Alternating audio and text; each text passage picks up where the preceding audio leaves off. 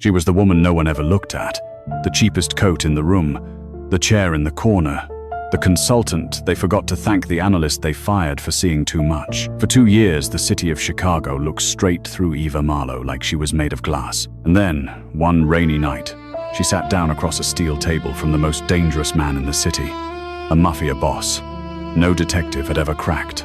A man whose face gave away nothing, whose silence the whole underworld feared. She didn't watch his face, she watched his hands.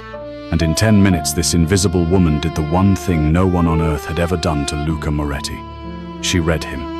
Every lie, every fear, every secret he'd buried so deep he'd almost convinced himself it wasn't there. He had 2 choices that night: end her, or never let her out of his sight again. What he didn't know, what she didn't know, was that the deadliest liar in the room wasn't the boss with blood on his hands. It was the one face she trusted most, the one person she never thought to read. This is the story of an overlooked woman who finally got seen a dangerous man who would burn the whole world down to keep her, and a betrayal hiding in plain sight. So get comfortable, turn the lights down low, and stay with me until the very end, because the twist in this one is going to stop your heart. If you love dark, dangerous, slow-burn mafia romance, you're in exactly the right place. Let's begin. Part 1: the room where no one saw her. The rain came down on Chicago like it had a grudge. It hammered the high windows of the 12th District Precinct, turned the parking lot into a black mirror, drowned the streetlights until they bled gold across the glass. Inside interrogation room 3, the air was colder than the storm. 4 detectives stood behind the one-way mirror with their arms folded, and not one of them looked confident. The man on the other side of the glass was the reason. Luca Moretti sat with his hands resting on the steel table, perfectly still, perfectly calm, wearing a charcoal suit that probably cost more than every car in the precinct lot combined.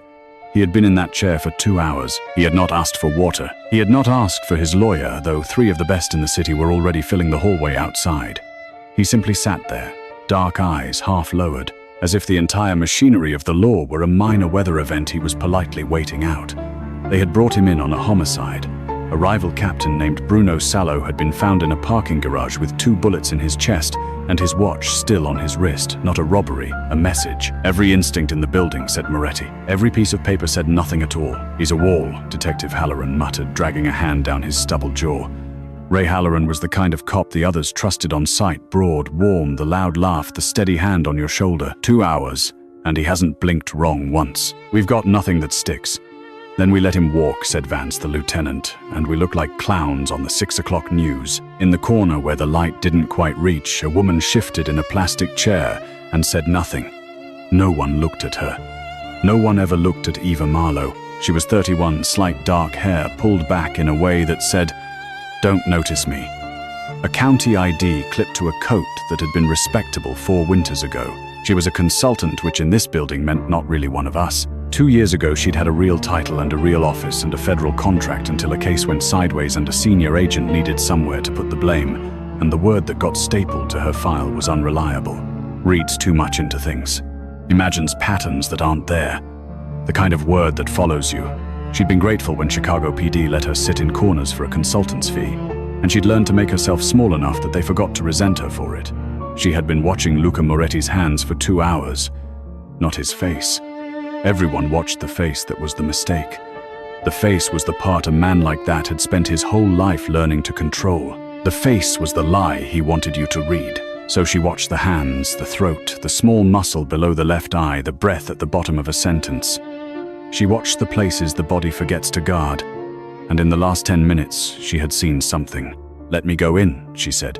The detectives turned like they'd forgotten a chair could talk. Vance frowned. "Marlowe, this isn't a...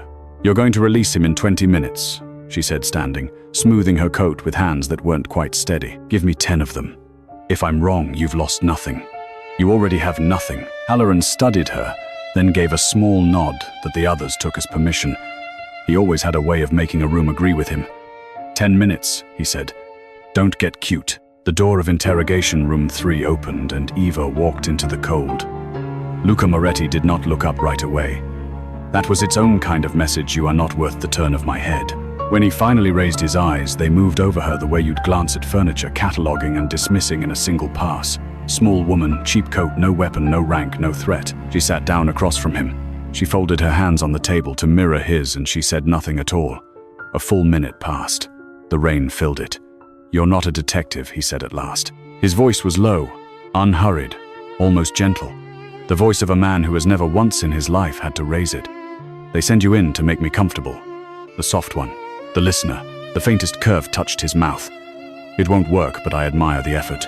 "I'm not here to make you comfortable," Eva said.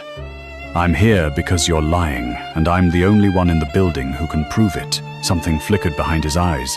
Interest the way a predator notices motion. "Everyone in this building thinks I'm lying," he said. "They think you killed Bruno Salo." She leaned back. "I don't think you did." The room changed temperature. Behind the glass, she felt rather than heard the detectives go still. "Then we agree," Luca said smoothly. "We don't," Eva said.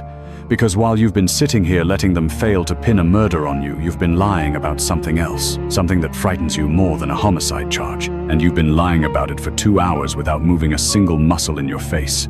She tilted her head, almost without. For the first time, Luca Moretti's stillness developed a hairline crack. When Detective Vance said the name Salo, she went on nothing. Flat.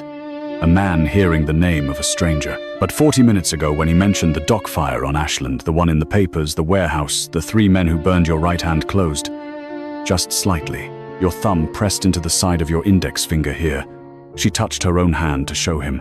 "You did it again when he said the word family. And again just now, when I walked in and you decided I was nothing." She held his gaze. "You're not afraid of going to prison, Mr. Moretti. You've made peace with prison. You're afraid of something at home, someone close to you. Someone you can't watch anymore because you're sitting in this chair." The silence that followed was the loudest sound in the building. Luca Moretti looked at her, really looked for the first time, the dismissal gone, replaced by something sharper and colder and far more dangerous. He looked at her the way a man looks at a locked door he was certain had no key and finds it standing open. "Who are you?" he said quietly. "Nobody," Eva said. "Ask anyone." His hand, the right one, the one that had betrayed him, turned over on the table, slow, deliberate, and opened palm up. It was the smallest gesture in the world. From him it was almost violent. "No," he murmured. "I don't think you are." The door opened behind her. Marlowe. "Time," Halloran's voice easy and warm. "Counselor's here. We're cutting him loose." Eva stood. She felt Luca Moretti's eyes track her the entire way to the door, and the weight of that gaze was a physical thing, like a hand at the small of her back. "Whatever you're afraid of at home," she said without turning around, "you should get back to it." She didn't see his face when she said it. She didn't have to. She felt the room go cold behind her, and she knew she'd been right. Part 2: The car in the rain. They released Luca Moretti at 1140 that night. Eva left at 1152 through the side door because the front steps were a wall of cameras, and she had spent 2 years learning to slip out of the frame. The rain had thinned to a fine freezing mist. Her bus came in 8 minutes. She'd already half decided to skip it and walk, just to feel the cold scrub the day off her. The black SUV was parked across from the bus stop with its engine off. She noticed it the way she noticed everything. The wrongness of it. A car that nice didn't idle in this neighborhood at midnight without a reason. The windows were dark. The plates were clean in a way that was its own kind of dirty. The rear door opened. No one got out. No one called to her. The door simply opened and stayed open. An invitation and a command in the same gesture. Every sensible cell in Eva's body told her to walk to the well-lit corner and not look back. Instead, she found herself crossing the wet street because she had spent her whole life being the person no one chose to look at, and someone in that car had chosen, and the part of her she was least proud of needed to know why. Luca Moretti sat in the far seat, jacket gone collar open, a glass of something amber untouched in his hand. The interior smelled of leather and rain and cold cigar smoke from someone else's habit. He didn't look at her as she got in. He looked out the window at the precinct lights. "Close the door," he said. "You're letting the weather in." She closed it. The lock settled with a soft, expensive sound. The car pulled away from the curb. "Where are we going?" Eva asked. "Nowhere," he said. "We're driving. I think better when the city moves." He turned the glass slowly in his hand without drinking. "You embarrassed 4 detectives tonight in under 10 minutes. They'll never tell anyone. You know that, don't you? They'll bury you deeper just to bury what you did." He finally looked at her, and his eyes in the passing streetlight were almost black. You're the most dangerous person in that building, and they think you fetch coffee. You don't know anything about me, Eva said. I know you read me, he said, and no one reads me. I've buried men for getting closer than you got in 10 minutes. He said it without heat, a simple statement of fact, which was somehow worse. So I have two choices. I can decide you're a threat I can't allow to exist. A pause. The rain ticked on the roof. Or I can decide you're the most interesting thing that's happened to me in a decade. And which have you decided? I haven't, he said. That's why you're in the car instead of in the river. He said it so calmly that the threat didn't land until a second later. And when it did, her pulse jumped, and she watched his eyes drop just for an instant to the pulse in her throat. He saw it. He saw that she was afraid. And something in his face, some thread of tension she couldn't name, eased, not cruelty, almost the opposite. Like her fear told him she was being honest with him. Like he'd spent his whole life surrounded by people too terrified to show fear. And her ordinary human pulse was a relief. Catalog that she told herself. Whatever that was, remember it. You were afraid in that room, she said, choosing the dangerous thing on purpose. Not of us. You've never been afraid of us. You were afraid the whole time you were sitting still, and you're still afraid now under all of this. She gestured at the car, the glass, the calm. Someone close to you is moving against you. You know it and you can't prove it, and you can't trust anyone enough to say it out loud. She held his gaze. I'm right. I watched your hand just now when I said someone close. For a long moment, Luca Moretti said nothing. Then he leaned forward and the temperature in the car dropped, and for the first time she understood, really understood what every person in this city felt when this man decided to look at them. If you are ever right about me out loud again in front of another person, he said softly, I will not be able to protect you. Do you understand the difference between what I'm saying and a threat? No, she whispered. A threat is a thing I want to happen, he said. This is a thing I'm trying to prevent. He sat back. Driver, take Miss Marlowe home. He looked out the window again, dismissing her, except it wasn't dismissal anymore, and they both knew it. And Eva, don't tell your detectives about this conversation. Not because I'll know. A pause. Because one of them is the reason I'm afraid. The car slowed in front of her building. She hadn't told him her address. She hadn't told him her first name. She got out into the rain on legs that didn't feel like hers, and the SUV pulled away into the dark, and she stood on the wet sidewalk for a long time, understanding two things with absolute clarity.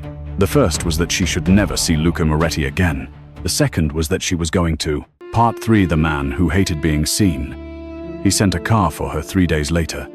There was no note, no call. Just a black sedan outside the precinct at the end of her shift, and a driver who said Mr. Moretti would like 10 minutes in the tone of a man reading a script he'd rather not. Eva stood on the curb in the cold and weighed every reason not to get in, and then she got in. This time the car took her somewhere. The Moretti family did not own a warehouse or a back room over a restaurant. They owned the top 9 floors of a glass tower on the river, and the elevator that carried her up had no buttons. She could press only a panel that read a card the driver held against it. The doors opened on a penthouse the size of a museum, black marble, low gold light, a wall of windows holding the entire glittering sprawl of Chicago at dusk. It was beautiful and cold and lonely in a way that made her chest hurt because she recognized it. It was the architecture of a man who had decided long ago that no one was ever coming in, so it might as well be perfect and empty. Luca stood at the window with his back to her, a tablet in his hand, 2 men in dark suits flanking the room like furniture that could kill you. Leave us, he said, and they left. You shouldn't bring me here, Eva said. If anyone followed that car, no one followed the car. He set the tablet down. I have a problem, Miss Marlowe, and you are the first person in 11 years who might be able to help me with it, which is an extraordinarily uncomfortable thing for me to admit. He turned. In the gold light, he looked younger than he had in the interrogation room and more tired. I want to show you 6 men. I want you to tell me which of them is lying to me. That's all. Then a car takes you home and we never repeat this. You have people for that, she said. Men whose whole job is to know who's loyal. My people, he said quietly, are the problem. He pulled up a video on the wall, surveillance, a dinner, 6 men at a long table laughing at something, wine and easy violence in the air. He froze it, advanced it, froze it again. These are the 6 men closest to me. One of them sold my brother's location to the Sallow family 2 years ago. Marco died in a stairwell because someone at this table told them which stairwell. His jaw tightened, the only crack in the calm. I've spent 2 years hunting the leak. I've narrowed it to these 6, and I can't go further because every one of them is better at hiding than I am at finding. And I can't move against the wrong man, because if I execute a loyal captain on a guess, the others scatter, and I lose the family, and I lose the one chance I have to put the real one in the ground. He looked at her. You read me in 10 minutes. Read them. So she watched. She watched the way she'd watched him, the hands, the throats, the breath at the bottom of the sentence. She had him replay it 3 times. She forgot somewhere in the second pass to be afraid. There was a kind of joy in it she hadn't let herself feel in 2 years, the simple animal pleasure of being good at the one thing she was good at, with someone finally watching her do it instead of watching her fail. Stop, she said. There, the one on your right. The heavyset man, the one who laughs first at everything. Luca went very still. Tommaso, when you said the toast, when the table drank to your brother's name, watch his glass. She pointed. Everyone lifts. He lifts a half-second late and his eyes go to you before they go to the glass. He's checking whether you bought it. A man who misses his dead friend doesn't check the room. A man performing grief always does. She lowered her hand. He's lying to you. Whatever the lie is, he performs every feeling he shows you. I've seen 6 men's faces tonight, and only his is a stage. The silence stretched so long she thought she'd made a fatal mistake. Tommaso Greco held my brother as he died, Luca said at last, his voice stripped of everything. He carried the casket. He weeps at the grave on the anniversary. Every year, I have watched him weep. He turned to the window, and she watched the muscles of his back, the famous control fighting something underneath. And I have never in 2 years been able to shake the feeling that I was watching a man cry on cue. You knew, Eva said softly. You already knew. You just needed someone else to see it so you'd stop telling yourself you were imagining it. He looked at her then with an expression she would think about for a long time afterward. Something raw and almost grateful and deeply, deeply unsettled. The look of a man who has just discovered that the one door in the world he believed was locked has been standing open the whole time, and anyone could have walked in. You frighten me, he said simply. Do you know that I am not afraid of the police or the sallows or prison or dying?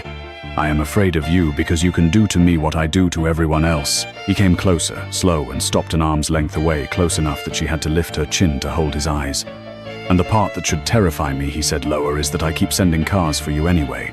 The space between them filled with something that had been building since the interrogation room. He looked at her mouth. His hand rose. She felt the air of it, and stopped an inch from her jaw, fingers curled back like a man stopping himself at the edge of a thing he couldn't take back. He let the hand fall. Go home, Eva, he said, before I become the thing you should run from. She went home. She didn't sleep. Part for the shootout. It went wrong 11 days later on a wet street in River North in front of a restaurant with a green awning. Eva would replay the next 90 seconds for the rest of her life. He had asked to see her one more time the last time he'd said, and they'd both known it was a lie. And instead of the penthouse, he'd taken her to dinner like an ordinary man in a small, dark Italian place where the owner kissed his cheek and asked about no one's business. And for 1 hour, Luca Moretti had not been a mafia boss. He'd been a man across a candle-lit table who listened when she talked, who watched her hands when she got excited about something and smiled at it instead of fearing it. He'd told her about his brother, not the death, the boy, the way Marco used to laugh too loud in church. She'd told him about the case that ended her career, the pattern she'd seen that everyone said wasn't there, the child she hadn't been able to save because no one would listen to the woman who imagined too much. They were wrong, Luca had said quietly. You weren't imagining it. They couldn't see what you saw, so they decided it wasn't real. That's not your failure. That's their poverty. And something in her chest had cracked open that had been sealed for 2 years because no one had ever said that to her. Then they walked out under the green awning into the rain, and the world exploded. She didn't hear the first shot so much as feel them, the wet snap of air, the window behind them turning to white lace. Then she was on the ground and she didn't know how, and the reason she didn't know how was that Luca Moretti had spun and driven her down and put his entire body between her and the street in the time it took her to understand. She was in danger. Stay down, he said into her ear, perfectly calm, the calmest she'd ever heard him while a war happened above them. Don't look. Don't move. I have you. His men were already firing back from the cars. Tires shrieked. Someone screamed. She was pressed to the cold, wet pavement with the weight of him over her like a roof. His arm locked around her head, his heartbeat against her spine, steady and slow as a clock. And through all of it, The only thing she could think was he didn't run. He could have run. A man like him had 100 ways to survive that didn't include lying down on a sidewalk in the rain with his back to the bullets. He had chosen the one that kept his body between her and the street. Then it was over the way these things are over all at once. The dark SUV that had done the shooting was gone into the rain. 2 of his men were down. 1 was screaming, and Luca rose off her slowly and turned her over, and his hands moved over her fast, urgent, stripped of all his control, searching for a wound, for blood, for the thing he couldn't survive finding, where he said not calm anymore, not anywhere near calm. "Eva, tell me where you're hit." "I'm not," she said, shaking. I'm not hit. He pulled her against him so hard it hurt. One hand fisted in her wet hair, his face in her shoulder, and she felt him shaking. The most dangerous man in Chicago, kneeling on a bleeding sidewalk in the rain, shaking, holding her, like she was the only solid thing left in a collapsing world. "That was for me," he said into her hair, ragged. "They came for me. You were standing next to me. You were standing next to me." He pulled back and took her face in both his hands, and his eyes were wild and bright and terrified. "I will never let you stand next to me again. Do you understand? I'll burn this whole city down before I let it touch you. I swear it. I swear it." And then he stopped, because he heard himself, and she watched the realization hit him like a second round of gunfire, the realization of how far past saving he already was. A man knelt on a sidewalk in the rain, blood not his own, soaking through his ruined suit, holding the face of the one person who could read him, and admitting with his whole body what he could not yet say with words. That was the night Eva Marlowe stopped being someone he was curious about. That was the night she became the thing he was most afraid to lose. Part 5, The Wall of Photographs. The safe house had rules, and the first rule was that she didn't leave. For 9 days, Eva lived in the brownstone with the silent men and the drawn curtains, and the city she could no longer walk in went on without her, and she learned the particular loneliness of being kept safe by someone who wouldn't come into the room. He sent food she liked, without being told she liked it. He sent books, not just any books, but the exact obscure forensic psychology texts she'd mentioned once, in passing in the back of a moving car. A coat appeared in her size dark green, the color she always wore. She told herself a man like Luca Moretti simply had people who noticed things. She didn't yet understand how thoroughly she'd been noticed. On the 9th night, restless, unable to sleep, she went looking for him, and found instead a door at the end of the upstairs hall that the silent men always stood near and never explained. It was open an inch. Light leaked from it, cold and blue. She should have walked past it. She pushed it open instead because she had spent her whole life unable to leave a closed thing closed. It was a small room, windowless, and every wall was covered in photographs. Photographs of her. Her at the bus stop in the rain, collar up 3 winters of the same tired coat. Her on the precinct steps, slipping out the side out of the camera's frame, except she wasn't out of this camera's frame. Her at a diner she liked alone reading. Her 2 years ago younger, standing outside the federal building on the worst day of her life, with a cardboard box in her arms and her whole career inside it. Dozens of them. Hundreds.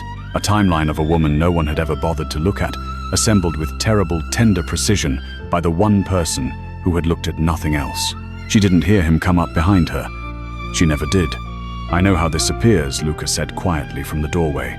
Eva turned. Her heart was slamming, and she couldn't have said in that moment whether it was fear.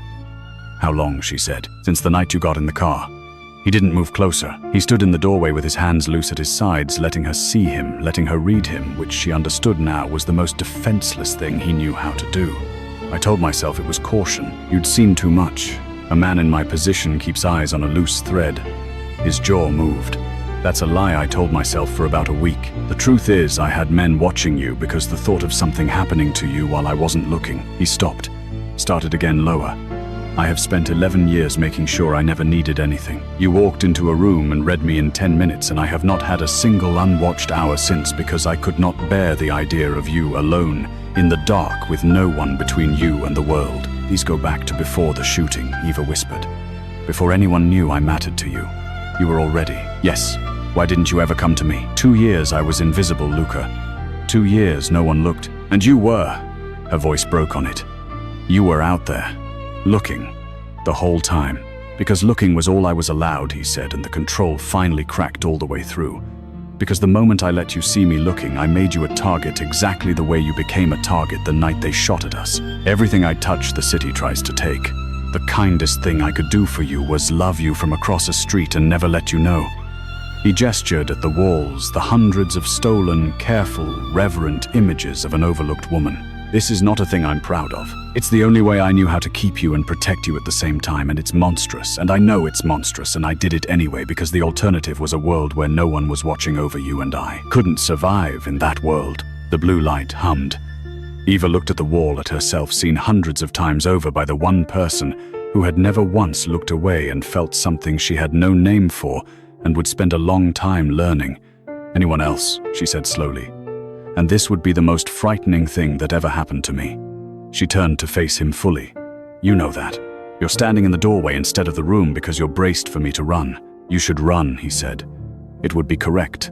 She crossed the room to him instead. She stopped closer than she'd ever let herself, and she looked up at him at the famous cold face holding its breath, and she lifted her hand and laid it flat against his chest over the place she'd memorized in the rain. "I have been invisible my entire life," she said. "Do you understand what it does to a person to be looked through year after year by everyone?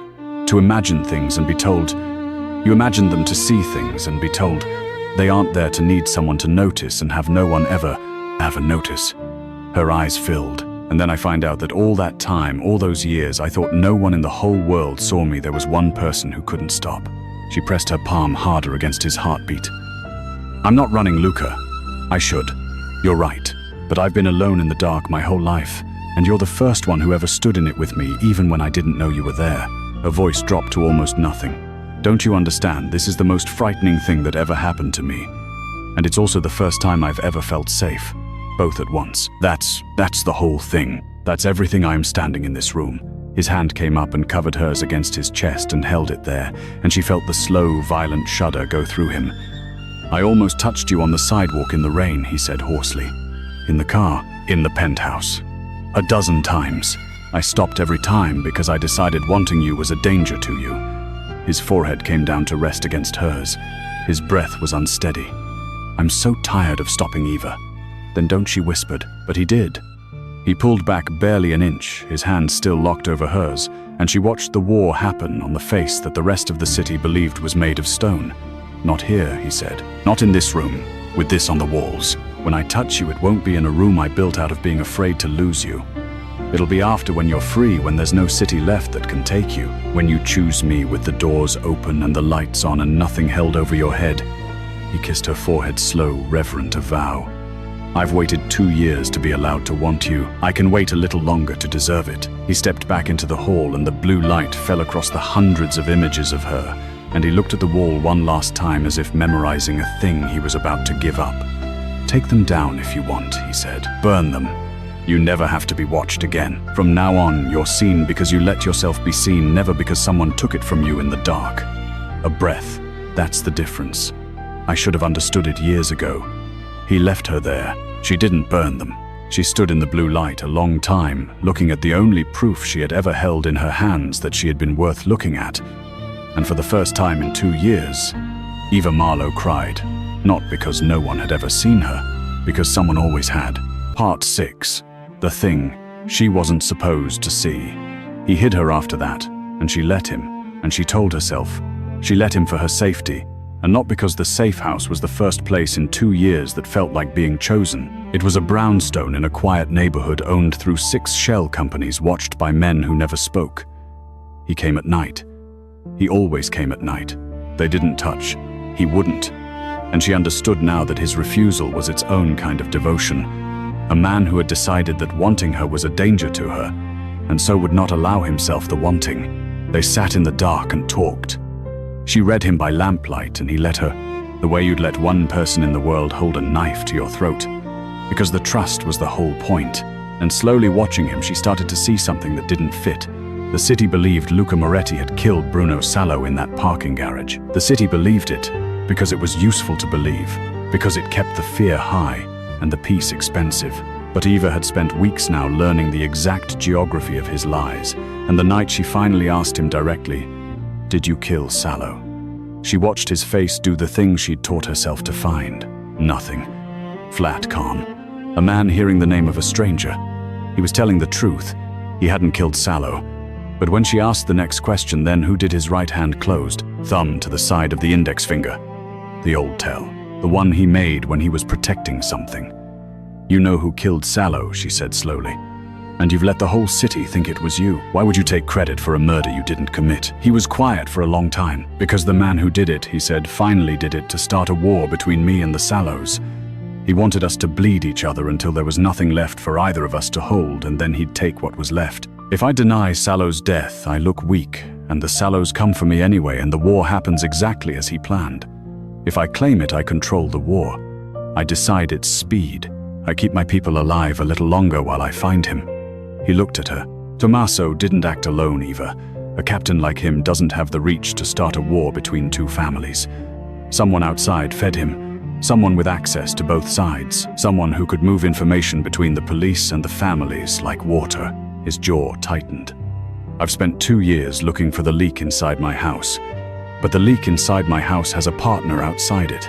And I can't find the partner because the partner is invisible. The partner is trusted by everyone. The partner, he said, is so far above suspicion that even saying it out loud sounds insane. A cold thread moved down Eva's spine and she didn't know why yet. There's evidence, he went on. A ledger. Tommaso kept records, men like him always do. It's the only insurance they trust. Names, dates, the money that moved, who it moved to. If I had that ledger, I could end this without a war. I could put the real one in front of my whole family and let them see the way you made me see. He almost smiled. I've been trying to think of the one person in the world who could walk into a room full of my captains, hold up the truth, and make 6 dangerous men believe it instead of reaching for their guns. He looked at her. I keep arriving at the same answer, and I hate it, because it means putting you in the most dangerous room in the city. You want me to do it, Eva said. Expose him, in front of everyone. I want to never see you in danger again, Luca said. And I need you in the most dangerous room there is. Both of those things are true, and I can't reconcile them, and it's tearing me apart, and I have never in my life let anything tear me apart. He stood and crossed to her, and this time when his hand rose to her face, he didn't stop it. His thumb traced her cheekbone featherlight, a man handling something he believed he could break. Tell me to send you away, and I'll send you away tonight. Tell me to keep you out of it. Say the word, and I'll find another path, or die, looking for one. She caught his hand and held it against her cheek. You found the one person who can do this, she said. And that person is me. You don't get to protect me out of being the only one who can save you. She turned her face and pressed her lips to his palm and felt him shudder. I spent 2 years being told I imagine things. Let me walk into that room and be right where everyone can see it. Let me be the thing they all underestimated, just once. Her voice caught. Let me be seen. He looked at her like a man looking at the sunrise from inside a building he'd already decided to burn down. God help anyone, he said softly, whoever looked through you. Part 7, the room full of guns. The meeting was called for midnight in the back room of the Crimson, a Moretti club below street level. All red light and black leather and old smoke. The kind of room where decisions were made that the daylight city never heard about. 6 captains, their men along the walls. More guns in that basement than in some police stations. Eva walked in on Luca's arm wearing black, and the room turned to look at her the way the precinct never had. Not dismissing her, assessing her. Because anything Luca Moretti brought into a room like this had to matter, and they couldn't yet see why this small, quiet woman did. Tommaso Greco was already smiling. Luca, he said, warmly rising arms wide. You bring a date to a war council. The pressure's finally cracked you, eh? Laughter rolled around the table, easy, ugly. Who is she? She's pretty. She's nervous. Look at her hands. Look at your hands, Tommaso, Eva said. The laughter stopped. She let go of Luca's arm and walked to the head of the table, his place, and he stepped aside and let her have it, which told every man in that room something they didn't have words for yet. And she set her own hands flat to Blackwood and looked at the 6 most dangerous men in Chicago, like they were a panel she'd been brought in to read. My name doesn't matter, she said. What matters is what I do. I read people, not their words. Words are easy to fake. I read the body, the hand, the breath, the eye, the places you can't control because you don't know they're talking. She looked around the table. 2 years ago, someone at this table sold Marco Moretti's location to the men who killed him.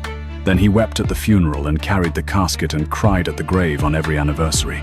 And he's been lying to all of you every day for 2 years. She turned to Tommaso. Haven't you? Careful, sweetheart, Tommaso said, and his smile didn't move, but his eyes flicked to Luca, then to the door, then back. You're a guest. Guests don't accuse. You just looked at the door, Eva said. Twice. You're already deciding how to leave a room. You have no reason to leave. She straightened. When I say Marco's name, the loyal men at this table feel grief. I can see it. It's in the shoulders, the throat, it's involuntary. It's ugly and real. You feel nothing. You perform something. You've performed it so long you think it's seamless, but I've been watching you for 90 seconds and you've checked Luca's face 4 times to see if your grief is landing. A man who misses his friend doesn't audit the room. Only a man who killed him does. This is insane, Tommaso said, standing, and now there was sweat at his temple and his voice had climbed half a step. Luca, you let some woman, some nobody. There's a ledger, Eva said, and the word ledger did to Tommaso Greco's face what nothing else had. His pupils blew wide. His hand went without his permission to the inside of his jacket and stopped because every man in the room saw it go. You just reached for it, Eva said quietly. Your insurance. You keep it close, don't you, men, like you always do. It's the only thing you trust. She didn't raise her voice. She didn't need to. I didn't know where the ledger was 30 seconds ago. You just told me. It's in your left breast pocket. You're carrying the evidence of your own betrayal into a war council because you're more afraid of someone finding it at home than of dying with it in here. She tilted her head, almost gentle. That's the thing about hiding something, Tommaso. The body always points at it. You just have to know where to look. The silence in that basement was absolute. Then Tommaso Greco lunged for his gun, and a dozen weapons cleared their holsters at once, and Luca Moretti's voice cut through all of it like a blade through silk. Nobody fires. They froze. Luca walked the length of the table unhurried and stopped in front of Tommaso, and reached 2 fingers into the man's jacket, and drew out a small, worn leather notebook. He didn't open it. He held it up so the room could see it, and he looked at the men who had served him, the men who had been one breath from believing this woman was a liar, and he let them watch his face as he understood it was true. Marco held the door for you at his own daughter's christening, Luca said softly to Tommaso. He gave you the captaincy over his own cousin because he trusted your heart. His voice never rose. That was the terrifying thing. And you sold him into a stairwell for money, and then you cried on his grave so I would never look at your hands. Luca Tommaso's voice broke. Luca, please, you have to understand, I didn't have a choice. He made me. He had my— Who? Luca said. And Eva, watching Tommaso's face in the red light, watching the one tell she'd learned better than her own name, felt the floor drop out of the world. Because when Luca said who, and Tommaso Greco began to answer, his eyes, terrified, betraying, helpless, flicked past Luca, past the captains, past everyone in the room. They flicked to Eva, not to her, past her. To the man who had just stepped quietly through the door at her back in a familiar coat with a familiar, warm, steady face holding a gun. Hello, Ray, Tommaso whispered. Part 8. The face she never read. Detective Halloran, Eva said, and her voice did not sound like her own. Ray Halloran stood just inside the door of the Crimson, and he was smiling, the warm, broad smile she had trusted for 2 years, the one that made rooms agree with him, the one that had told her 10 minutes don't get cute, the one that had shepherded her through the worst stretch of her life and made her believe, when no one else did, that she wasn't crazy after all. She had read every man in this room tonight. She had never once read him. He'd been background her whole career. He'd been safe. He'd been the one face she'd never thought to watch, because watching the people you trust is the one thing none of us learns to do. Eva Halloran said gently, and the gentleness was the worst part because it was real, because he meant it. And that meant he'd always meant it, all of it. Every kindness, a hook. You were never supposed to be in this room. I want you to know that. I built this so carefully. I kept you in the corner where it was safe. And then you went and walked into interrogation 3 and read the one man in the city you should have left alone, and I thought, God help me. I actually thought, that's my girl. Look at her. They finally have to see her. His smile faltered just slightly. And then I had to start thinking about how to clean it up. You, Luca said very quietly, and Eva heard in that single syllable 2 years of hunting collapse into one moment. You're the partner, the man above suspicion, a cop, a breath. A cop moved information between me and the Sallows. A cop fed Tommaso. A cop killed my brother with a phone call and let me look for a ghost for 2 years. His hand had drifted to his side, slow, casual, and Eva understood he was reaching for his own weapon and covering it with stillness, the way he covered everything. You played both families against each other so you could own whatever was left.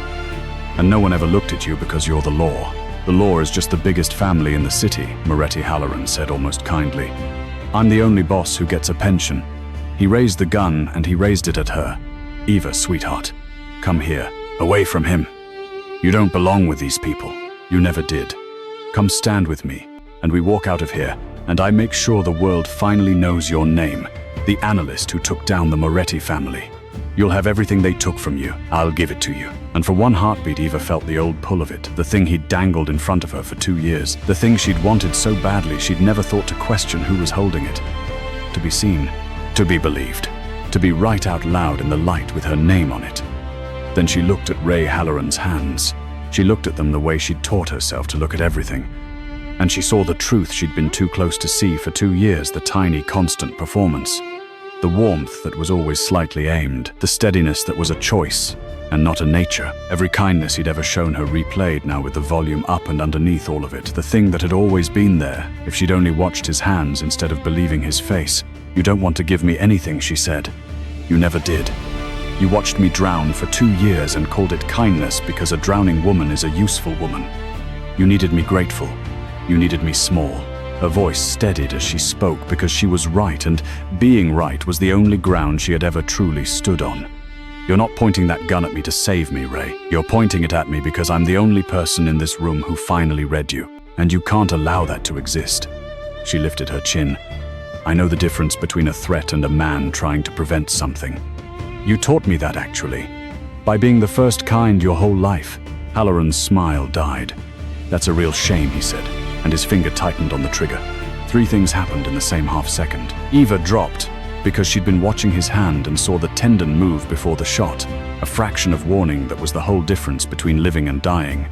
Luca Moretti drew and fired, and Tommaso Greco, in the only redemptive act of his ruined life, or maybe just the last desperate calculation of a cornered animal, hurled himself sideways into Halloran's line.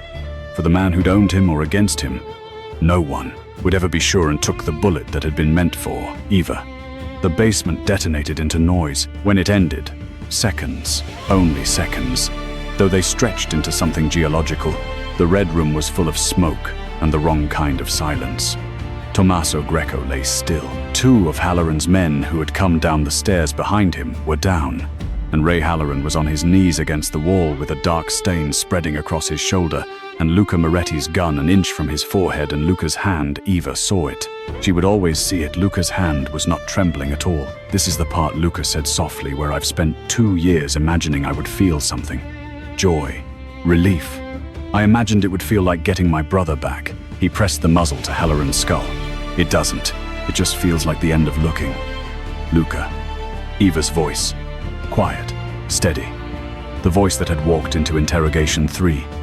He didn't turn. He tried to kill you. I know. He sold my brother. I know. Give me one reason, Luca said, and his voice finally cracked. Finally let the grief through. One reason I shouldn't end him right now. Eva crossed the room and stood beside him, and put her hand gently, carefully over the hand that held the gun, not pulling it away, just resting there, letting him feel that she was there. Because the whole city thinks you killed Bruno Sallow, she said softly. Because they think you're exactly the monster he needed you to be. Because if you put a bullet in a Chicago detective in a basement, you prove him right, and you become the thing he built you to be, and he wins even dead. She tightened her hand over his. There's a ledger in your pocket with his name in it. There are 40 witnesses on those stairs who saw a decorated cop pull a gun on an unarmed woman. For the first time in your life, the truth is on your side, Luca. Don't trade it for him. He's not worth what it would cost you. Her voice dropped. And I just got you. Don't make me watch you become him. Please. For a long, long moment, the gun didn't move. Then Luca Moretti lowered it. Tie him, he said to his men, not looking away from Eva. He lives. He confesses. Every word recorded to people who can't be bought, and there are some even now, even here. His thumb moved over the back of her hand. He spent 2 years making sure no one ever saw him. A breath. Let's let everyone see him. Part 9, the world that looks back. The story broke at dawn and didn't stop for a month.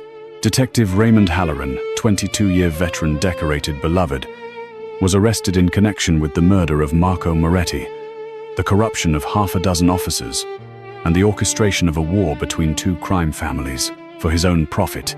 The ledger was real, the recording was real. The 40 witnesses on the stairs, it turned out, included 3 men whose loyalty even Halloran's money had never quite reached. He had spent his whole career being the face no one watched. He had not counted on the woman who watched faces for a living.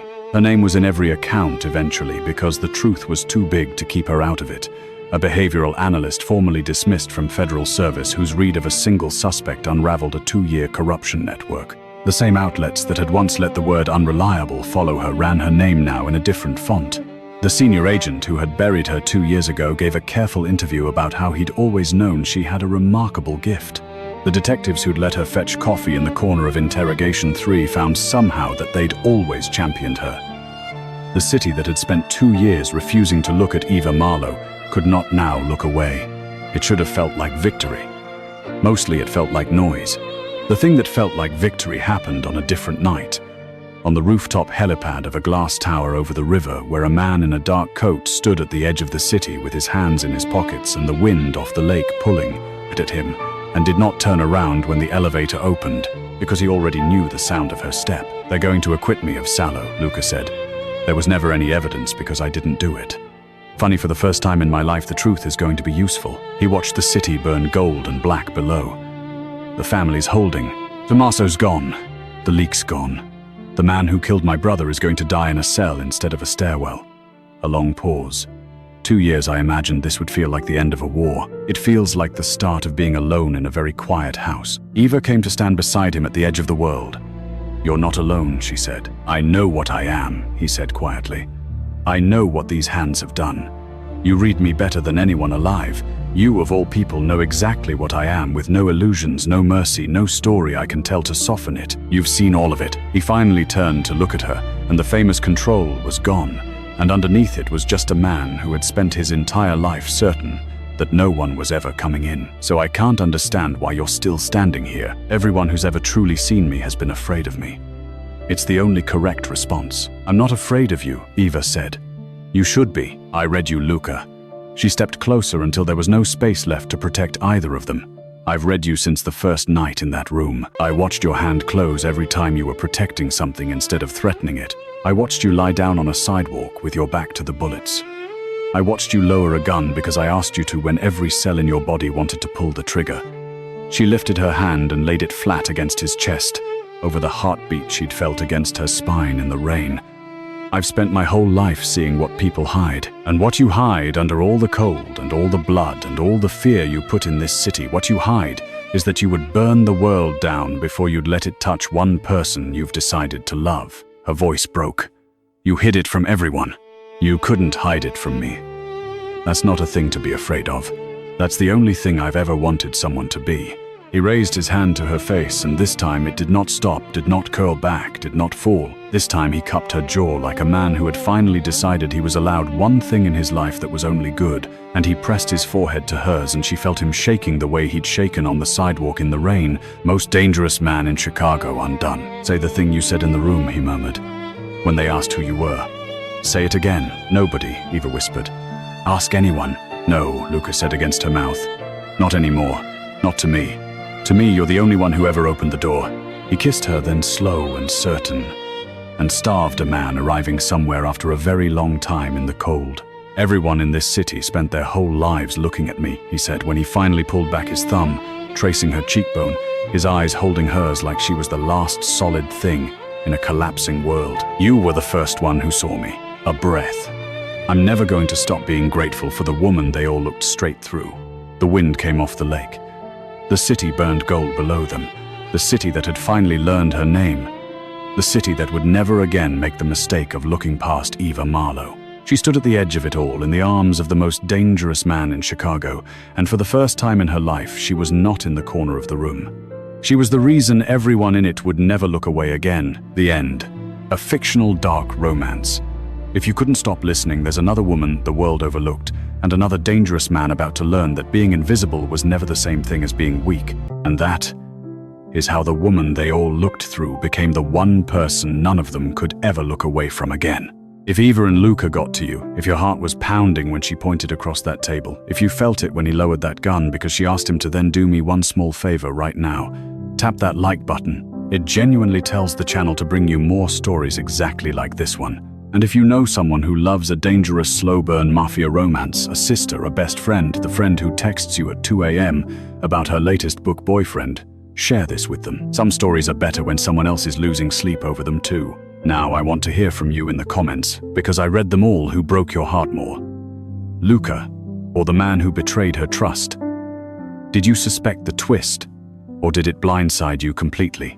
And the big one, which woman should we follow next? A nurse who saves the wrong man's life on her operating table. A runaway bride who climbs into the wrong black SUV. A pianist hiding a secret in a candlelit mansion. Drop your pick. The most liked idea in the comments becomes our next full to story. If you're new here, this channel is one thing and one thing only: the overlooked woman who finally gets seen, and the dangerous man who would burn the world down for her. If that's your kind of story, subscribe and turn on the bell, because the next one is already being written and you do not want to miss who he chooses. Until then, stay dangerous, stay seen, and I'll see you in the next story. Reminder: all characters and events in this video are fictional and intended for mature audiences.